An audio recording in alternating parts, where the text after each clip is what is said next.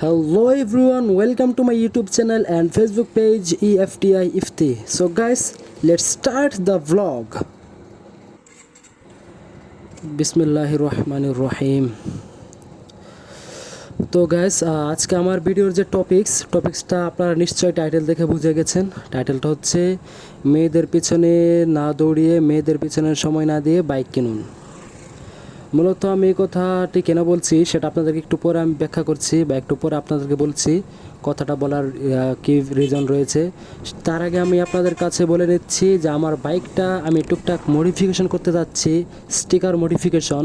কীভাবে sticker modification করলে আমার বাইকটাকে দেখতে সুন্দর লাগবে আপনারা প্লিজ কমেন্টসের মাধ্যমে আমাকে জানাবেন, আই হোপ। আর বিশেষভাবে আমার বাইকের যে টাঙ্কি আছে, টাঙ্কির ওখানে আমি স্টিকার লাগাতে যাচ্ছি, প্লাস হচ্ছে আমার সাসপেনশনের ওইদিকে টুকটাক মডিফিকেশন করতে যাচ্ছি। তো কেমন স্টিকার লাগালে ভালো হয় বা ভালো লাগবে সেটা অবশ্যই আপনারা আমাকে জানাবেন। এখন তাহলে কথা না বাড়িয়ে চলে আসি আমাদের সেই টপিকসে, যেটা নিয়ে আমি আমার ভিডিওর শুরুতে আপনাদেরকে বলেছিলাম যে মেয়েদের পিছনে সময় না দিয়ে বাইক কিনুন। আসলে একটা সত্যি কথা বলতে হচ্ছে, বাইক যে আমি কিনতে বলছি, আসলে বাইকের যেমন পজিটিভ সাইড রয়েছে প্লাস নেগেটিভ সাইড রয়েছে।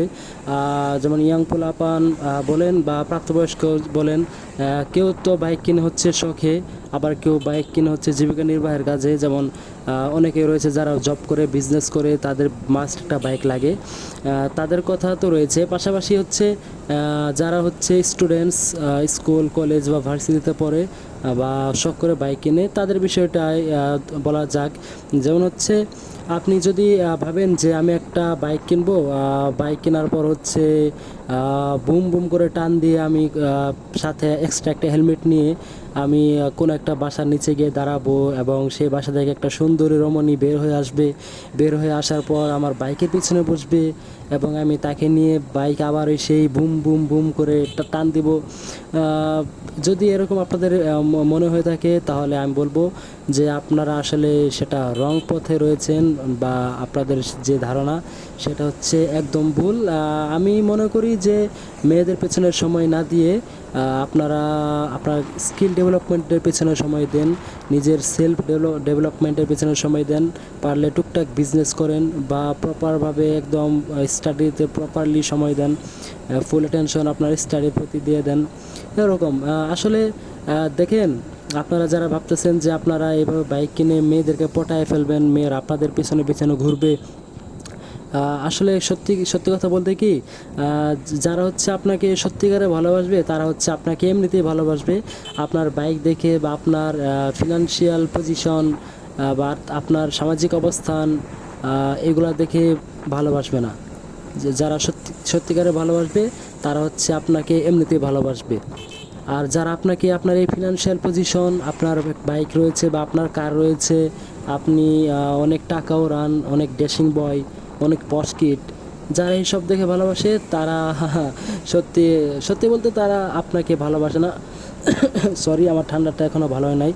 তারা হচ্ছে আপনাকে সত্যিকারে ভালোবাসে না, তারা ভালোবাসে আপনার টাকাকে, তারা ভালোবাসে আপনার স্বার্থকে, বিশেষভাবে হচ্ছে আপনাকে ইউজ করবে। তারা হচ্ছে আপনাকে ইউজ করবে, ইউজ করার জন্যই হচ্ছে মূলত তারা আপনার পিছনে পিছনে ছুটবে, আপনার বাইক দিয়ে ঘুরবে, আপনার পকেট খসাবে, আপনার কাছ থেকে শপিং করে নেবে, অনেক কিছু।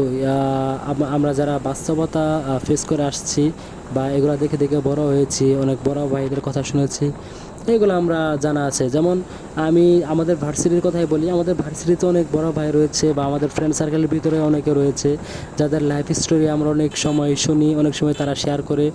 অনেকের লাইফ স্টোরি বা লাইফ হিস্টোরি এরকমও শোনা যায় যে অনেক মেয়ে দেখা গেছে তাদেরকে খুব ভালোবাসতো, তাদের সাথে সারাদিন বাইকে করে ঘুরে বেড়াতো, আড্ডা দিত, মানে সব কিছু এভরিথিং তারা ডেট করতো, মানে সব কিছুই করতো।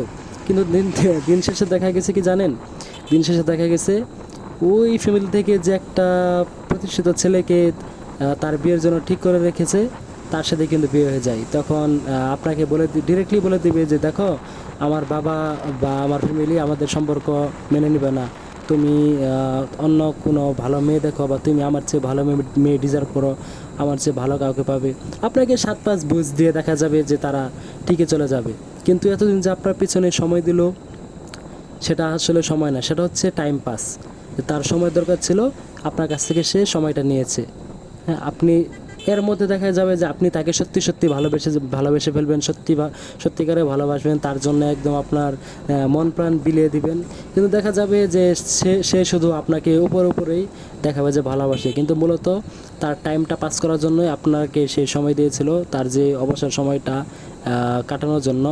সে তো শুধু সময়ই কাটায় নাই, আপনার অনেকভাবে আপনার ক্ষতি করেছে। দেখা যাবে যে আপনার বিজনেসের ক্ষতি করেছে, যদি বিজনেস করে থাকেন, যদি স্টাডি বা স্টুডেন্টস হয়ে থাকেন, আপনার দেখা যাবে যে স্টাডির বা পড়াশোনার ক্ষতি হবে, মানে সবভাবে ক্ষতি হবে। হ্যাঁ, আরেকটা কথা কি জানেন, যে টাকা গেলে টাকা পাওয়া যায়, সম্পদ গেলে সম্পদ পাওয়া যায়, কিন্তু সময় যদি একবার চলে যায়, সে সময় আর ফেরত পাওয়া যায় না। যার জন্য আপনাদেরকে আমি সাজেশন দেব যে ফাও মেয়েদের পেছনে সময় নষ্ট না করে নিজেকে সময় দেন, নিজের স্টাডির পেছনে সময় দেন, নিজেকে সেলফ ডেভেলপমেন্ট করেন, নিজে স্কিলফুল হন, নিজে স্কিল ডেভেলপমেন্ট করেন। সেটাই হবে আপনার জন্য ভালো, এবং দেখা যাবে যে দিন শেষে আপনি অন্যান্য ছেলেদের চেয়ে অনেকাংশে এগিয়ে থাকবেন। সো গাইস, কথা আর বাড়তে চাচ্ছি না, আজকে আমার ব্লগটা শেষ করতে হবে। দেখতে পাচ্ছেন আমার চারপাশে কত সুন্দর একটা পরিবেশ, সবুজে সবুজে সমারোহ, সবুজের বুকে সুন্দর একটা পুকুর দেখা যাচ্ছে। সো গাইস, আজকের ব্লগ এই পর্যন্তই, দেখা হবে পরবর্তী কোনো ব্লগে। সেই পর্যন্ত সবাইকে টাটা, বাই বাই।